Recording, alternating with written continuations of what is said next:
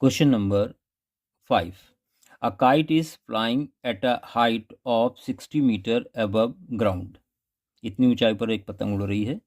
String attached to the kite is temporarily tied to point on the ground. Inclination of string with ground is 60 degree. जो धागा जा रहा पतंग से जुड़ा हुआ है उसका हॉरिजॉन्टल के साथ एंगल 60 डिग्री है. Find length of the string. आपको धागे की लंबाई निकालनी है. Assuming that there is no slack in string, मतलब धागा बिल्कुल सीधा है. अब आपको धागे की लंबाई पता करनी है. बच्चों यहाँ पर मान लीजिए काइट है. जमीन से इस काइट की, पतंग की जो हाइट है वो 60 मीटर है.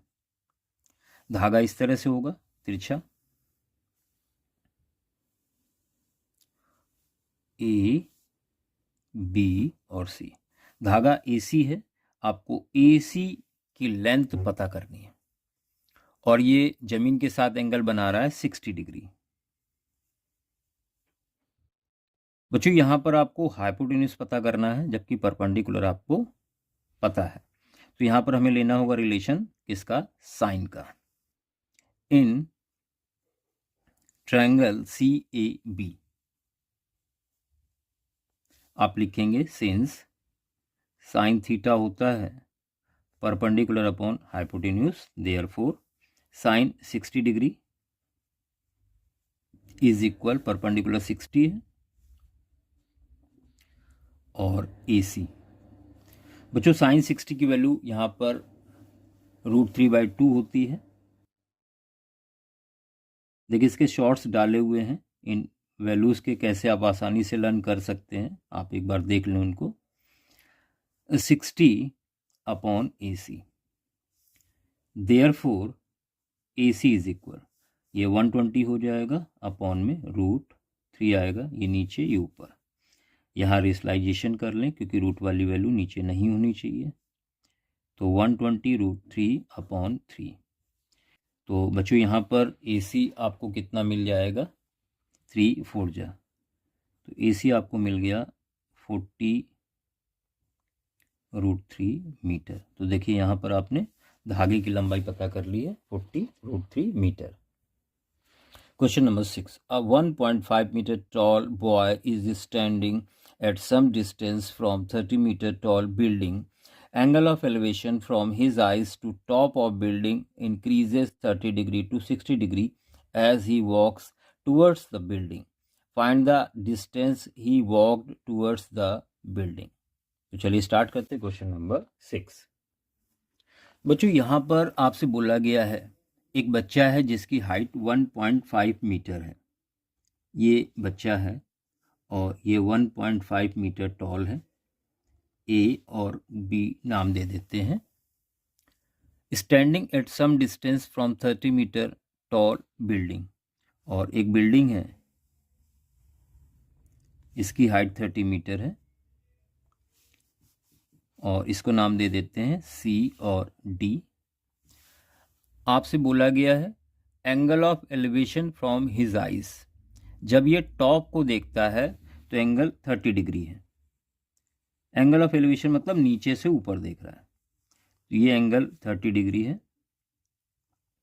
बच्चों बच्चा जब थोड़ी दूर चलता है इस टावर की तरफ तो एंगल हो जाता है 60 डिग्री. तो यहाँ पर आ गया ये बच्चा.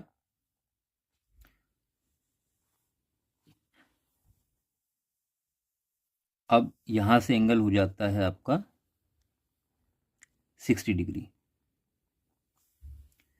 ABCDE F और G ये नाम दे देते हैं. यहाँ पर आपसे पूछा है find distance he walked towards the building. ये जो डिस्टेंस है, ये जो चली है, ये आपको पता करनी है.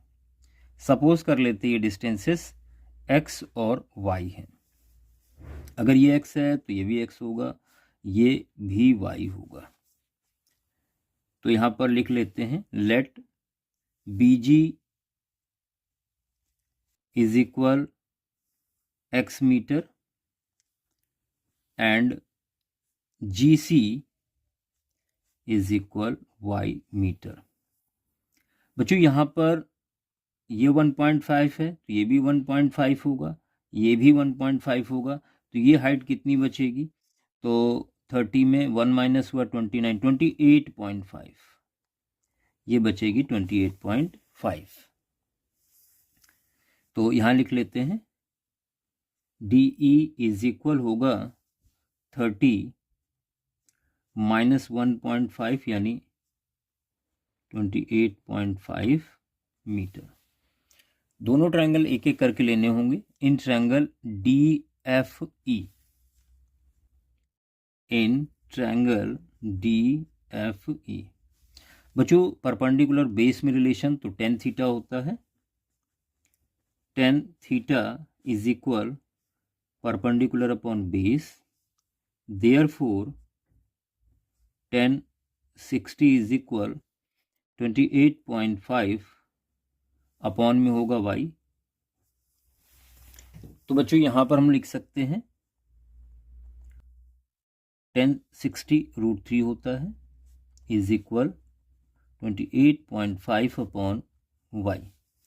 ये नीचे आएगा और y यहाँ लाते हैं तो यहाँ से आपको मिल जाएगा y इज इक्वल 28.5 अपॉन √3।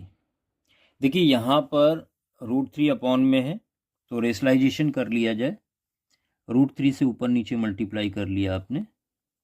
बच्चों यहाँ पर आपको क्या मिल जाएगा?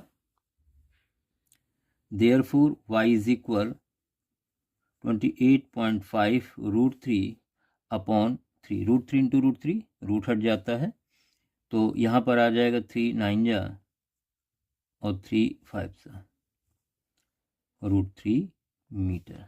ये वैल्यू यहाँ पर आपको मिल गई है। आपने फाइंड आउट करना x, यहाँ से यहाँ कितना चला है तो ये दूरी निकालनी है। अब बड़ा ट्रायंगल ले लेते हैं यहाँ पर DAE, in triangle DAE, in triangle DAE बच्चों यहाँ पर फिर से tan थीटा का इस्तेमाल होगा, परपेंडिकुलर अपॉन बेस। यहाँ tan थीटा जो कि 30 डिग्री है इज इक्वल 28.5 अपॉन में बेस, यहाँ दोनों वैल्यू को ऐड करना होगा, x प्लस y लेना होगा।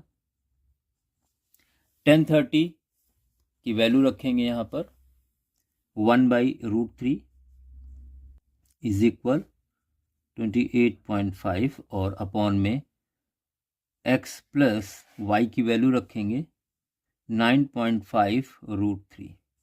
कहाँ से रखी? तो यहाँ लिख देंगे फ्रॉम इक्वेशन 1 और इसको 1 डाल देते हैं ताकि हर चीज़ क्लियर हो, आप आसानी से समझ सकें।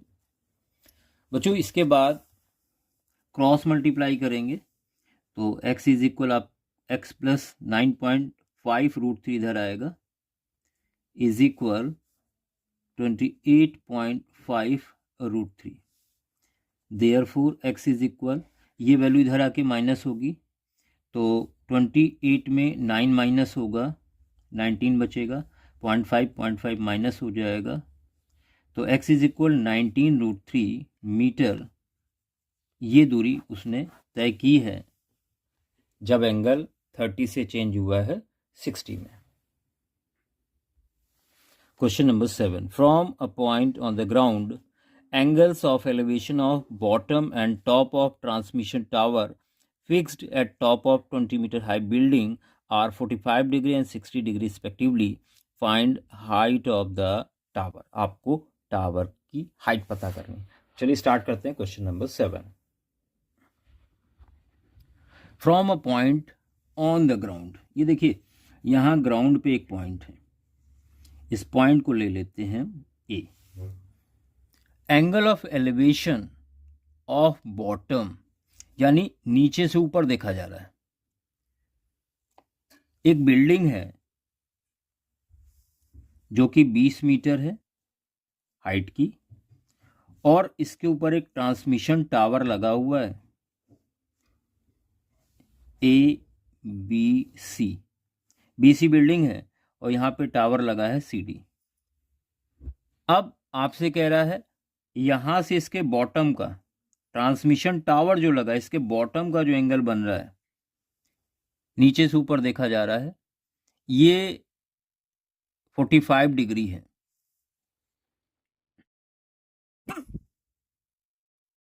और इसी पॉइंट से इसके टॉप का जो एंगल है वो 60 डिग्री है, यानी ये वाला।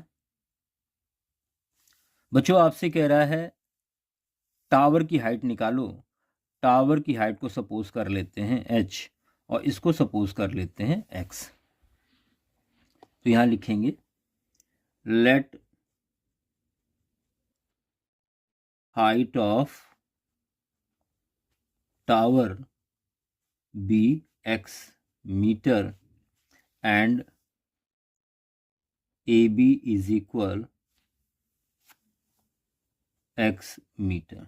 देखिए हाइट को h लिया हुआ है तो यहाँ पर h कर लें। तो ये सपोज कर लिया। सबसे पहले ट्रायंगल लेंगे CAB। इन ट्रायंगल CAB बच्चों यहाँ पर परपेंडिकुलर बेस में रिलेशन आपको पता है, या तो 10 ले सकते हैं या फिर cot theta. Since tan theta is equal perpendicular upon base होता है, तो यहाँ पर हो जाएगा tan 45 degree is equal perpendicular upon base. tan 45 की वैल्यू होती है 1, 20 अपॉन x। तो बच्चों आसानी से यहाँ आपने x इज इक्वल पता कर लिया 20 मीटर, यानी जो दूरी है इस पॉइंट से इस बिल्डिंग तक की वो 20 मीटर है। अब एक बार बड़ा ट्रायंगल ले लेते हैं। In triangle DAB।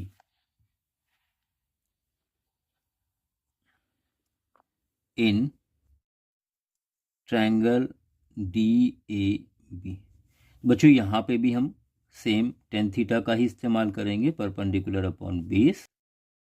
और यहाँ पर tan थीटा 60 डिग्री है, परपेंडिकुलर h प्लस 20 लेना होगा अपॉन में x। अब tan 60 की वैल्यू होती है √3 इज इक्वल अपॉन में x 20 फाइंड आउट किया है, तो यहाँ मेंशन कर देंगे फ्रॉम अबव। ऊपर की मदद से x की वैल्यू यहाँ पर रखी है और h प्लस 20 यहाँ पर क्रॉस मल्टीप्लाई करेंगे तो 20√3 इज इक्वल h प्लस 20। बच्चों यहाँ पर h फाइंड आउट करना है तो 20 को एक साइड भेज देंगे, इस साइड भेजेंगे तो 20√3 और ये 20 इधर आके माइनस हो जाएगा, उधर इज इक्वल में बचेगा h, तो ट्रांसफर करके इधर उधर लिख सकते हैं इसको।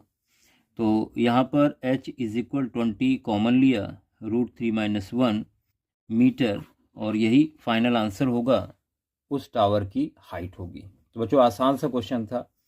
तो इन वीडियोस को बहुत ध्यान से देखें और बार बार खुद प्रैक्टिस करें। वीडियो को 1-2 बार देखें अच्छे से और फिर अपने आप से करने का प्रयास करें।